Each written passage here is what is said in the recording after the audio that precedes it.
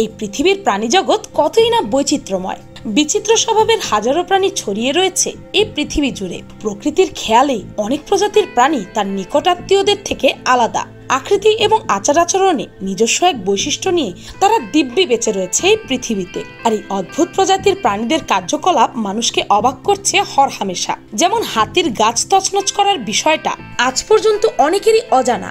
আবার পিঁপড়েদেরকে অন্য পিঁপড়েদের কিডন্যাপ করা, কিছু প্রাণীর পা দিয়ে শুনতে পারার অসাধারণ ক্ষমতা, আর ক্যাঙ্গারুর নিনজা টেকনিক দেখতে হলে এই ভিডিওটি অবশ্যই শেষ পর্যন্ত দেখতে হবে।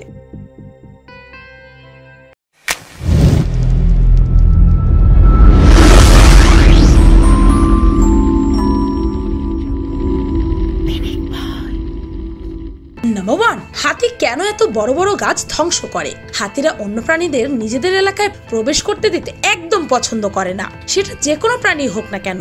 এই দেখুন, এখানে একটি কচ্ছপকে কিভাবে তারা ভারী পা দিয়ে পিষে মারছে। এমনকি এই পাখিটিকে বাচ্চা হাতিটি ছাড় দিচ্ছে না। শুধু যে সাধারণ কচ্ছপ তা কিন্তু নয়, বড় বড় প্রাণীদেরও হাতিদের এলাকায় প্রবেশ নিষিদ্ধ। এই যেমন ধরুন বাঘ, জলহস্তী, সিংহ, আরো অনেক প্রাণী। বাঘ বা সিংহ গাছের মগডালে থাকলেও তাদের ঘাট ধরে গাছ থেকে নামিয়ে এলাকা ছাড়া ঠিকই করবে। অন্য প্রাণীদের কথা বাদই দিলাম, অন্য এলাকার হাতি আরেক হাতিদের এলাকায় এলে তাদেরও চলে সংঘর্ষ। তার মানে যে হাতি নিষ্ঠুর প্রাণী সেটা ভাবা যাবে না। হাতিদেরও মন খারাপ হয়, বরঞ্চ অন্য প্রাণীদের থেকে বেশি আবেগপ্রবণ এরা। তাদের দলের সদস্যদের কেউ অসুস্থ হয়ে পড়লে তারা সবাই মন খারাপ করে রাখে। শুধু কি খারাপ, মানুষের মতো করে চোখ বেয়ে অশ্রু ঝরে তাদের। হাতিরা খেলাধুলা করতে বেশ পটু। তারা একত্রে বনের মধ্যে খেলাধুলাও করে। বনের মধ্যে তাদের খেলাধুলার জন্য তারা বড় বড় গাছপালা ভাঙতে থাকে। এটি তাদের একটি খেলা। আবার অনেক সময় এমনও হয় যে গরমের সময় পানি না পেয়ে তৃষ্ণার্ত হয়ে দল বেঁধে ছোটাছুটি করে, আর তখন অনেক হাতি রেগে মেগে গাছপালা ভাঙতে থাকে। আবার অনেক সময় এই রাগ গিয়ে পড়ে অন্য প্রাণীদের উপরও। হাতিদের এই গাছ ভাঙার পেছনে আরো একটি কারণ আছে। আফ্রিকার জঙ্গলে একটি বিশেষ ধরনের গাছ আছে। সেই গাছে পাওয়া যায় মারুলা নামের এক বিশেষ ফল।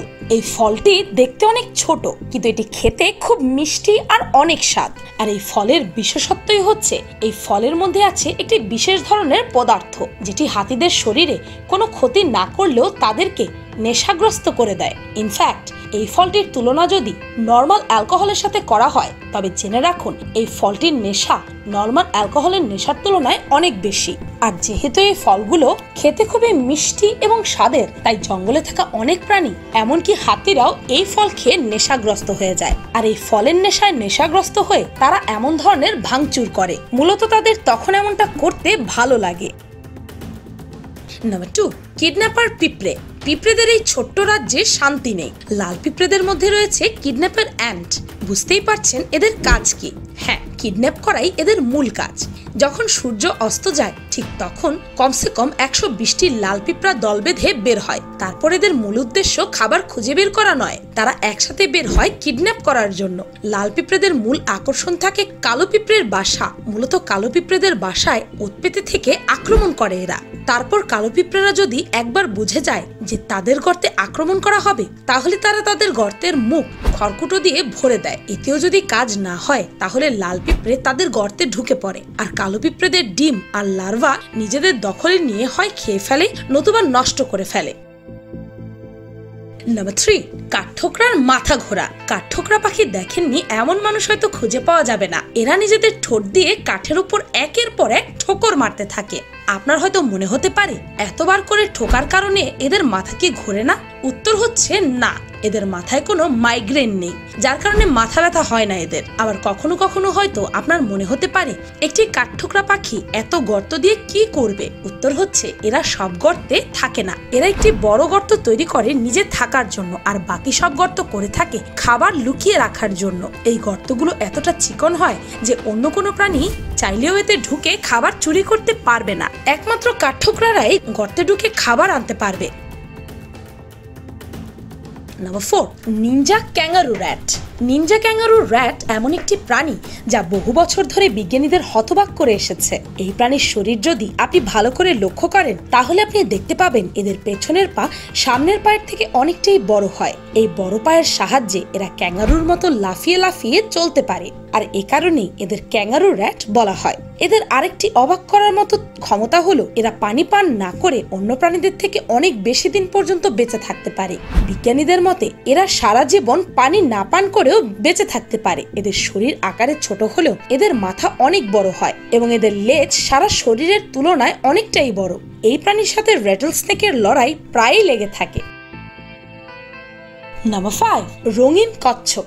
নর্থ আমেরিকার পেইন্টেড টার্টল এক বিশেষ ধরনের কচ্ছপ। এরা যখন গর্তে ডিম পেড়ে আসে তখন আশেপাশে কোনো খাবার থাকে না, তাই ডিম ফুটে বাচ্চা বের হবার পরে খাবার জন্য কিছুই খুঁজে পায় না। আবার তখন শীতের প্রকোপ শুরু হয়ে যায়। এ সময় তাপমাত্রা 10 ডিগ্রি পর্যন্ত নেমে যায়, ফলে এসব বাচ্চা কচ্ছপগুলোর চারপাশে এমনকি এদের শরীরের ভেতরেও প্রায় সবকিছু বরফ হয়ে যায়। কিন্তু এদের টিস্যুতে বরফের বিরুদ্ধে কাজ করার মতন এক ধরনের উপাদান থাকে, ফলে এরা মারা যায় না। স্তন্যপায়ী প্রাণী কিংবা পাখিদের ক্ষেত্রে এরকম হলে তাদের মৃত্যু সুনিশ্চিত। এভাবে মৃতপ্রায় অবস্থায় এরা প্রায় 6 মাস পর্যন্ত বেঁচে থাকতে পারে। এরপর বসন্তের আগমন ঘটে এবং বরফ গলা শুরু হয়। তখন এদের শরীরের ভেতরকার এবং চারপাশের বরফ পানিতে পরিণত হয় এবং এদের ক্রিয়াশীল হতে কিছুটা সময় লাগে। ক্রিয়াশীল হবার পরে এরা পরিণত অবস্থায় বাইরে বের হয়ে যায়।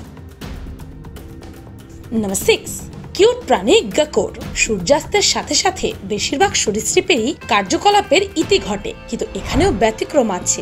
গেকোর বেশিরভাগ প্রজাতি নিশাচরের মধ্যে। লেপার্ড গেকো বিশেষ ধরনের। এরা বালি থেকে তাপ শোষণ করে শরীরে ধরে রাখে এবং এভাবে সূর্যাস্তেরও প্রায় 2-3 ঘন্টা পর পর্যন্ত তাপ ধরে রাখতে পারে। এদের পুরুষ সদস্য স্ত্রী সদস্যদের অপেক্ষায় বেশি সুন্দর হয় এবং স্ত্রী সদস্যকে দেখা মাত্রই এরা জিভ বের করে বাতাসের স্বাদ গ্রহণ করে। এরা বুঝতে পারে যে ওই স্ত্রী সদস্য মিলনে আগ্রহী কিনা। পুরুষ সদস্য যদি মিলনে আগ্রহী হয়ে থাকে তাহলে লেজ নাড়া দিয়ে জানান দেয় এবং স্ত্রী সদস্যদের কাছে গিয়ে ঘাড়ে কামড় দেয় এবং মিলনে অংশ নেয়। পরবর্তীতে ওই স্ত্রী সদস্য ডিম পাড়ে। এরা গরম বালির মধ্যে ডিম পাড়তে যায়। এরা কিন্তু গরম রক্ত বিশিষ্ট প্রাণীদের মতো ডিমে তা দেয় না।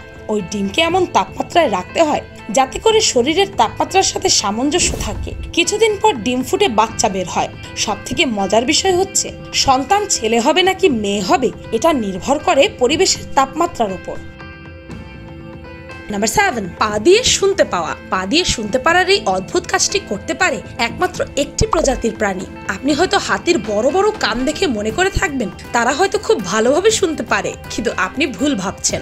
হাতির এত বড় কান থাকা সত্ত্বেও তারা এই কান দিয়ে ততটা ভালো শুনতে পায় না।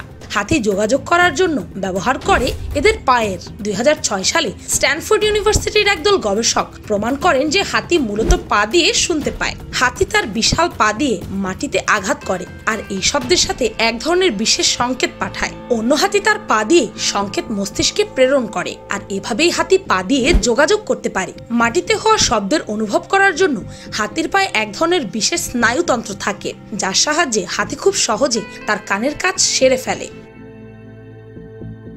নাম্বার 8, চোখ দিয়ে রক্ত ছিটানো প্রাণী। আমেরিকার অ্যারিজোনাতে এক ধরনের রিগল হর্ন লিজার্ড পাওয়া যায় যারা কিনা দিনের বেলাতে নিজের শরীরের গলা পর্যন্ত অংশ মাটির নিচে ও শুধু মাথাটা বাইরে রেখে রোদ পোহাতে থাকে।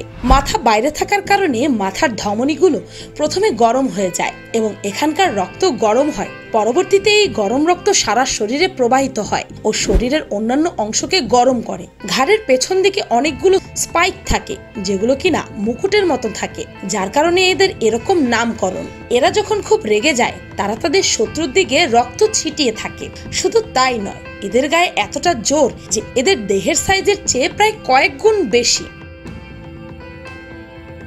নাম্বার 9, কুমির। অন্যতম বড় এবং শক্তিশালী সরীসৃপ হচ্ছে লবণাক্ত পানির কুমির। এরা খুবই আক্রমণাত্মক প্রকৃতির হয়ে থাকে।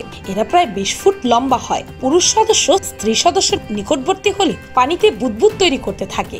স্ত্রী সদস্য আকারে পুরুষের 3 ভাগের প্রায় 1 ভাগ হয়ে থাকে। ইচ্ছা করলে পুরুষটি মুহূর্তের মধ্যে স্ত্রীকে মেরে ফেলতে পারে। কিন্তু এরা যখন মিলনের ইচ্ছা পোষণ করে তখন পুরুষ কুমিরটি খুবই আলতোভাবে স্ত্রী কুমিরকে জড়িয়ে ধরে রাখে, পিঠে আস্তে আঘাত করে খুবই যত্নের সাথে তার শরীরের ওপর নিজের শরীর নিয়ে যায় এবং এভাবেই তারা মিলন করে। আর এই দেখুন এই কুমিরটি কি করছে। ক্যামেরাবন্দি না হলে এই দৃশ্যটি কেউ বিশ্বাসই করতো না।